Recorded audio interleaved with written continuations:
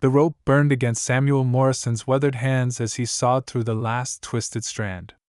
Below him, bound to the gnarled oak that had stood sentinel over his ranch for 40 years, a young woman hung her head in defeat. Blood matted her auburn hair, and her dress, once fine calico, hung in tatters that spoke of violence and desperation. "I'm just bait," she whispered, her voice barely carried on the evening wind that swept across the Texas plains. Samuel's knife froze mid-cut.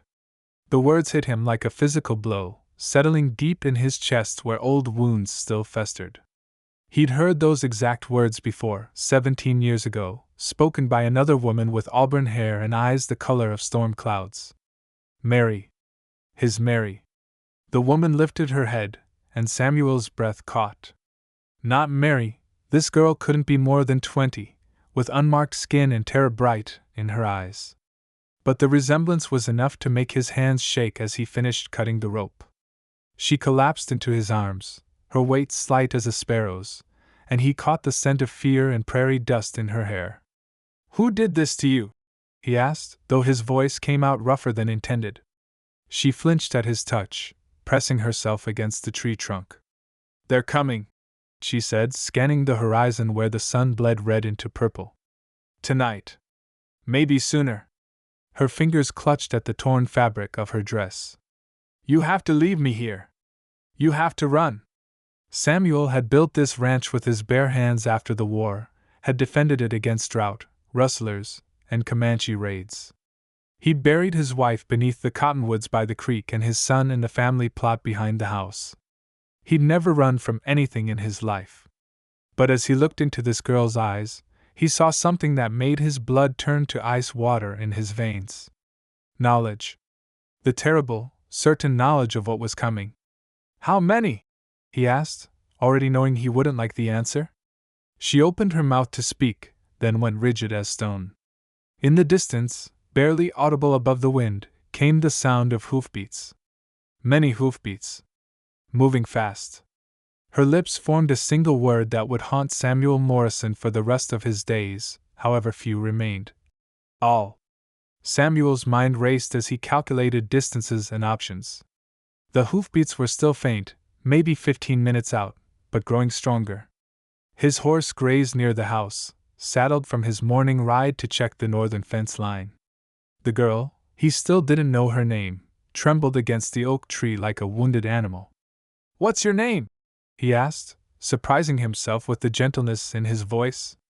"Elena," she whispered. "Elena Vasquez. Mexican." That explained the fine bone structure, the olive skin beneath the dirt and bruises. It also explained why whoever was coming might not hesitate to kill her when they were done using her as bait. Samuel had 3 choices, and he weighed them with the cold calculation of a man who'd survived 38 years on the frontier. He could saddle up and ride hard for town, leaving Elena to whatever fate awaited her. It would be the smart play. He owed this girl nothing, and she already admitted she was bait in someone else's trap. He could take her with him, but his horse couldn't carry double and outrun a gang of men bent on murder. They'd both die on the open prairie, cut down like wheat before the scythe. Or he could stay and fight. "How many men?" he asked again, his hand moving instinctively to the Colt at his hip. Elena's eyes widened as she read his intentions. 12. Maybe more. She grabbed his arm with surprising strength. "They killed my family. My father, my brothers. They'll kill you too. Maybe." Samuel walked to his horse and pulled the Winchester from its scabbard. The familiar weight of the rifle in his hands brought a strange kind of peace.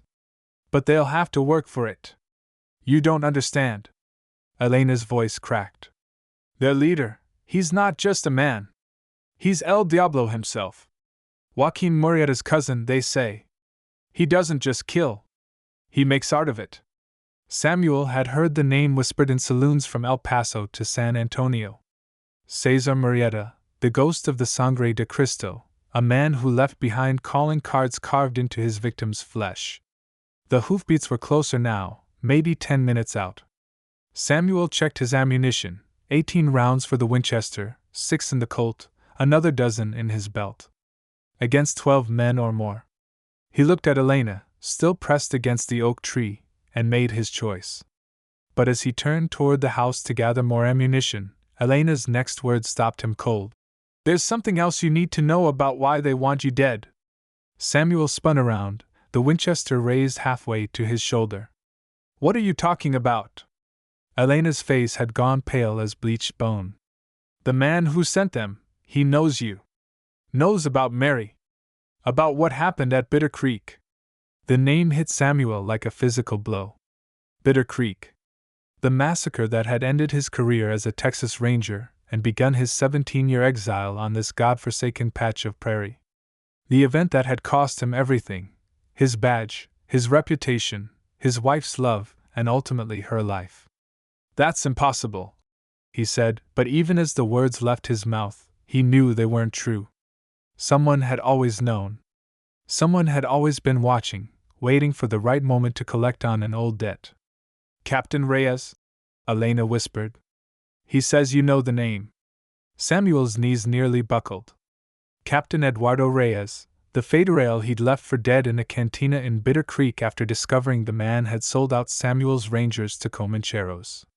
Reyes, who'd sworn with his dying breath that he'd see Samuel Morrison burn in hell.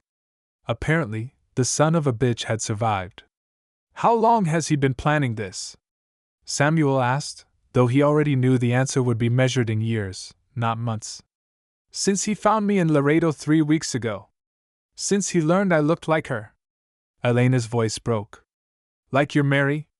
The hoofbeats were thunderous now, close enough that Samuel could make out individual horses. He counted at least a dozen, maybe more, and they weren't slowing down. They knew exactly where to find him.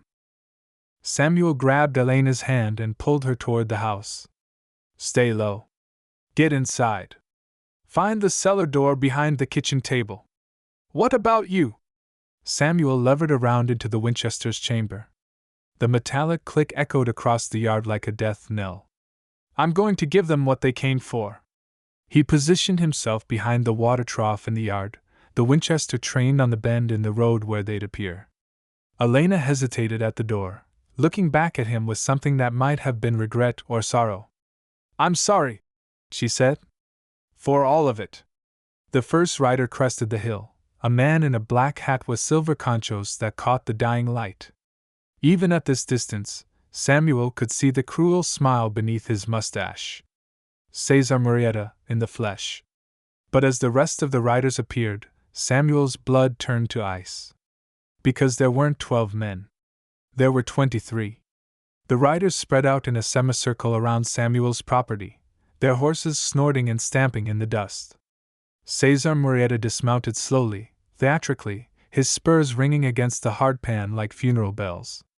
He was younger than Samuel had expected, maybe 35, with the kind of handsome features that would make women swoon in cantinas and old men reach for their guns. "Samuel Morrison," Cesar called out, his English accented but precise. "The famous ranger who forgot how to run." Samuel cupped the Winchester trained on Cesar's chest, but his eyes tracked the other riders. They were spreading out, trying to get behind him. Professional. Patient. This wouldn't be a quick death. "Where's Reyes?" Samuel called back. Cesar's smile widened. "Ah, you remember our mutual friend. He sends his regards." The bandit reached into his vest and produced a tarnished silver star, Samuel's old ranger badge, the one he'd thrown into the Rio Grande 17 years ago. "He's been saving this for you."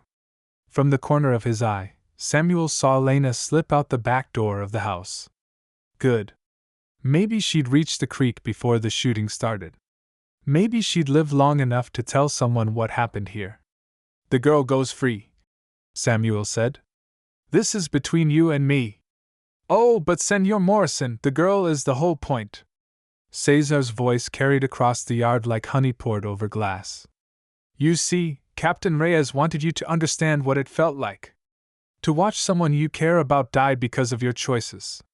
Samuel's finger tightened on the trigger. "I don't even know her." "No? Then why did you cut her down?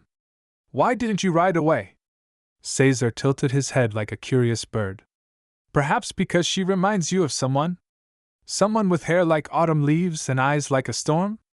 The shot that rang out didn't come from Samuel's rifle. It came from behind the house, followed by a woman's scream. Elena. Cesar's men had circled around, just as Samuel had feared. He'd fallen for the oldest trick in the book, the distraction, while the real attack came from behind. Bring her out, Cesar commanded. Two of his men dragged Elena into the yard. She was limping, blood seeping through her torn dress where a bullet had grazed her thigh. But she was alive. Her eyes found Samuel's across the distance, and in them he saw not fear, but apology. Now then, Cesar said, drawing his pistol with practiced ease, let us discuss the terms of your surrender. But as Samuel watched Elena struggle against her captors, something shifted inside him. Something that had been buried for 17 years alongside his wife and son. Not rage. Rage was too simple. This was colder, more deliberate. This was justice. Samuel lowered the Winchester slowly, his movements deliberate and calm. Around the yard, Cesar's men tensed, hands hovering over their weapons, but their leader raised a hand to stop them. Very wise, Senor Morrison. Now, if you would be so kind as to. Samuel's Colt cleared leather faster than a man his age had any right to move. The first shot took Cesar high in the chest, spinning him around. The second and third shots dropped the two men holding Elena before they could draw. The Winchester came up again, and Samuel worked the lever like a man possessed, brass casings flying in golden arcs as he swept the yard with measured, deadly fire. The battle lasted less than a minute. When the smoke cleared, 13 men lay dead in the dust of Samuel Morrison's yard. The survivors wheeled their horses and fled toward the horizon, their taste for revenge considerably diminished by the sight of their leader gasping out his last breaths in the dirt. Samuel walked to where Cesar lay, the man's fancy clothes soaking up his life's blood like expensive ink blotting paper. The bandit's eyes were still conscious, still filled with hate. Tell Reyes, Samuel said quietly, that some debts can't be collected. Cesar's lips moved, trying to form words, but only blood came out. Then his eyes went flat and empty, reflecting nothing but the darkening sky. Elena limped over to where Samuel stood. Her wound was superficial, but she leaned against him anyway, perhaps more for comfort than support. Is it over? She asked. Samuel looked at the carnage in his yard, then at the 13 fresh graves he'd have to dig before the coyotes came calling. For now. They stood together in the gathering dusk, two strangers bound by violence and circumstance, watching the last of Cesar's men disappear into the purple distance. Somewhere in the hills, a coyote howled, a lonely sound that seemed to echo from the very bones of the earth. What happens now? Elena asked. Samuel holstered his Colt and picked up the Winchester. Now we bury the dead. Then we see what tomorrow brings. As they walked toward the house, Elena's hand found his arm. Not romantic, not desperate, just the simple human need for connection in a world that had shown them both too much cruelty. Behind them, Cesar's silver conchos caught the last rays of sunlight, winking like fallen stars in a field of the dead. The camera would pull back slowly, showing the ranch house silhouetted against the vast Texas sky, two small figures walking toward a yellow rectangle of lamplight, leaving the darkness to claim what remained of the day's violence. Fade to black.